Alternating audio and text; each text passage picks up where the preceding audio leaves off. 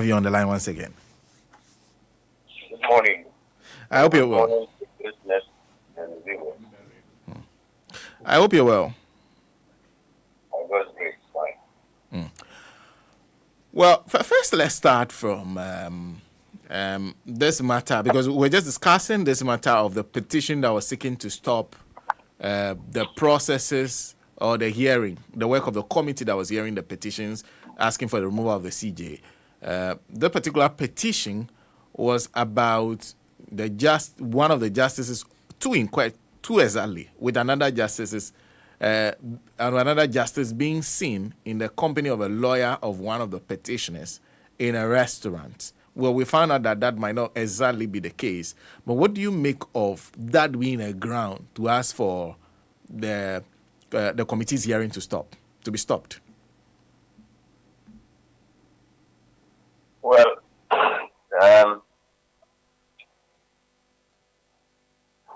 I guess that incident is being used to raise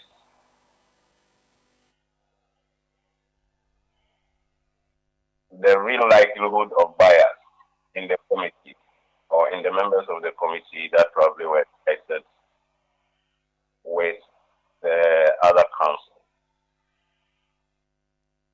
But the real likelihood of bias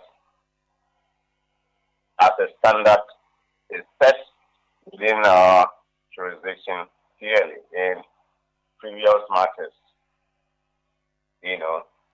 So what I can say shortly, if you go through the cases on real likelihood of bias, this that what I see as the footage of what is being complained about does not constitute real likelihood of bias in the judges or in the members of the committee that were cited. That's number one. Number two, I'm assuming that even a meeting of that sort probably had happened. But as you rightly said, from the footages, we knew what we saw was actually not a meeting. It looks like a fortuitous,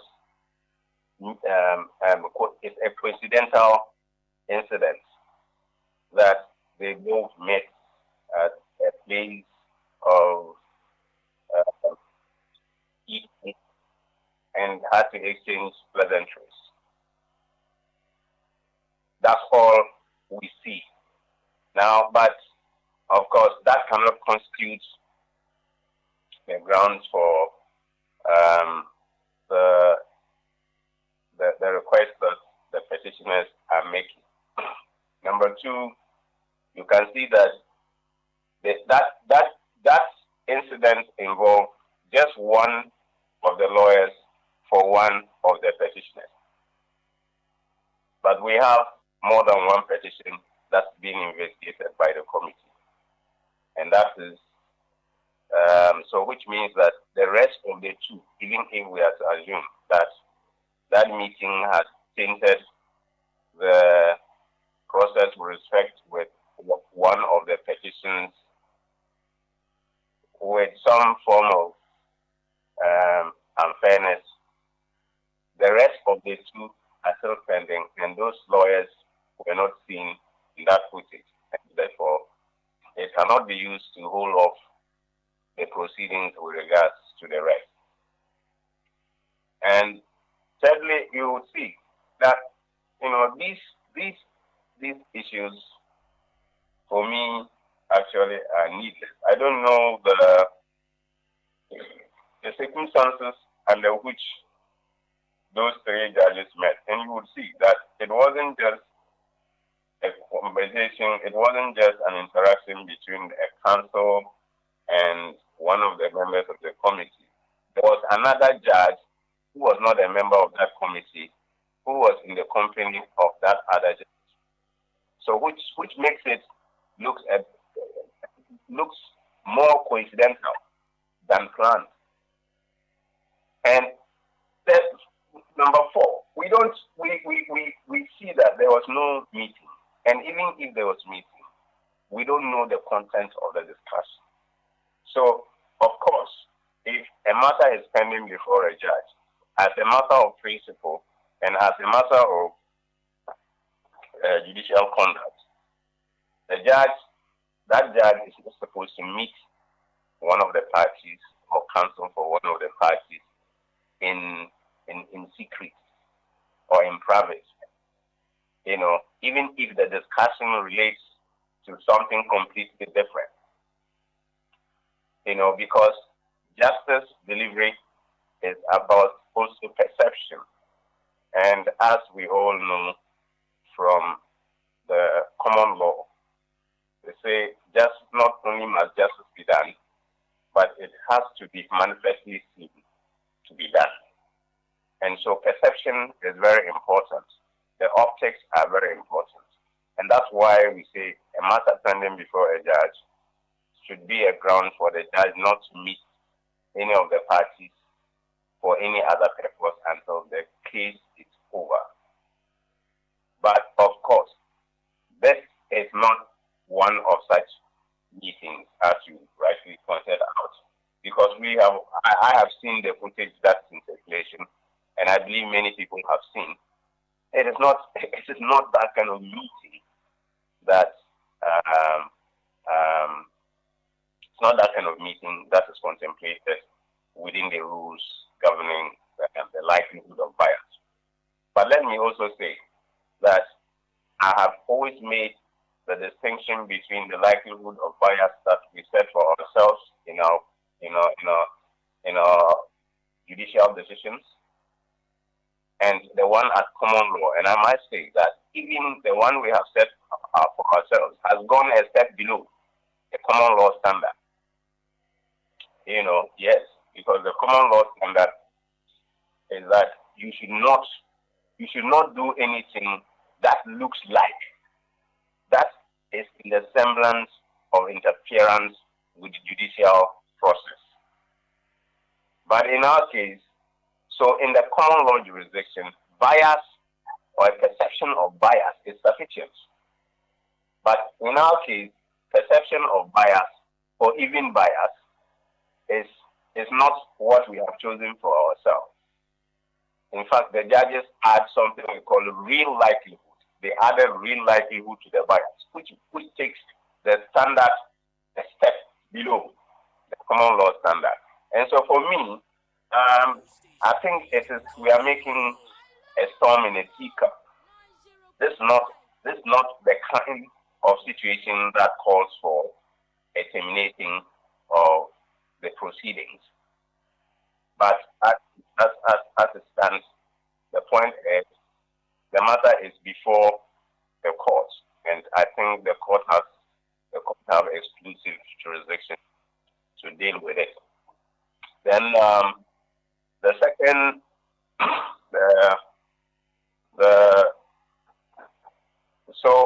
think the second thing they are asking for is the seizure of the presiding judge. They also ask the presiding judge, to stop presiding. So I know you haven't asked about that question, but it's one of the things they asked for, and I think it's also important we discuss it. Yep. Well, on that matter, because and what is your comment on that a presiding judge should not preside over the matter any further? Now, the decision, the reason they base that on, reading from the application, is that the judge had determined a matter in relation with these petitions, or he was a member of a panel that determined a matter that is related to the petitions which inquiry they are now doing. But that sounds a bit preposterous in my mind, because look, if the judge, let's assume that he was even a member of the panel that decided a matter in relation to that. the question we should be asking ourselves is, how is the relations between the issue that was determined by that panel and the inquiry that they are making? Because all boils down to administrative, no, judicial fairness and also real likelihood of bias, as we put it. So if the matters are not closely related, or if it is just one issue which is not being inquired into by the committee right now, then of course there is no issue here. But secondly, and most importantly, the involvement of a judge in a decision in the Supreme Court. And let me emphasize, I'm limiting this to the Supreme Court because this is a constitutional restraint. Now, in the Supreme Court, the members or the judges of the Supreme Court are allowed by the Constitution to deal with matters in a different stage which they have involved themselves in the laws, except that the matter had been dealt with in the lower court. Why am I saying this? You will notice that in our Constitution, there is an opportunity for a party to apply for review of a decision, right? If you take a matter to the ordinary panel of the Supreme Court, an ordinary panel here means the first instance that the case goes before the Supreme Court. It can be a panel of 5, 7, 9, or any number beyond 5 who will sit on the matter. Now, if you are taking the same matter for review, the rules we have been the rules and the practice do not exclude the previous judges who determined the matter at first instance. I'm talking about review here. And you will know that the review of a case is exactly a determination of the same matters that were related in the first instance. But usually when there is a review, they just add 1 or 2 judges to the previous panel. And the panel will continue with the determination. So every member of the panel that previously was part of the determination of the matter at first instance is also made a member of the panel for a determination of the review. So is that to say that there is real likelihood of bias? Because, I mean, you are alleging that some error has been made by the earlier panel that resulted in miscarriage of justice. And that same panel is part of the decision. The Constitution does not construe that, does not see that as an incident or an instance of real likelihood of bias. So it is allowed. Our practice allows it. So if we extend this to the committee, now the committee is making an inquiry and to make a report. Now let's also be mindful that the committee's final decision is not a judgment of court. Yes, it is not like a judgment of court. It is a recommendation. And that member, the presiding member, is not the one to determine what should be recommended. The whole panel will be part in determining what should be recommended to the president. Okay. You see, and so for me, the involvement of any panel member in the determination of an earlier suit in relation, that is assuming that it even relates, because I have dealt with the circumstance where it doesn't relate, because we don't actually know, I don't actually know the matters that were alleged to have been decided by the judge, and they are relating with the issues that are being inquired into now. But you will see that the processes are different. Adjudication is different from inquiry. You see, here they are inquiring into matters of facts. They are establishing evidence. They are seeking to establish the facts with evidence and to make a recommendation as to what should happen. And Okay. so here they are acting like a fact-finding mission. And so I don't see how that function will be influenced by any earlier determination of the matter in relation thereto. Okay. And so for me, this is it. But you see, I always think that, you see, when we choose a principle today, that principle must apply across board. But because principles, facts may change, but principles do not change. Principles are immutable. They may just be applicable to certain facts and not to certain facts. And so when we choose principles for ourselves, it is always my anticipation that those principles should be applied in all similar circumstances. Okay. Laura, I know this will, because this will take some time and I have a scheduled interview. What we'll do is that let's book a date for Monday so that, because there are many questions, because even with the two justices that the Chief Justice's suit is asking to be off the panel, because the Chief Justice's suit is attacking everybody in the committee. Yes, even the suit itself and the form is something that needs to be. Yes.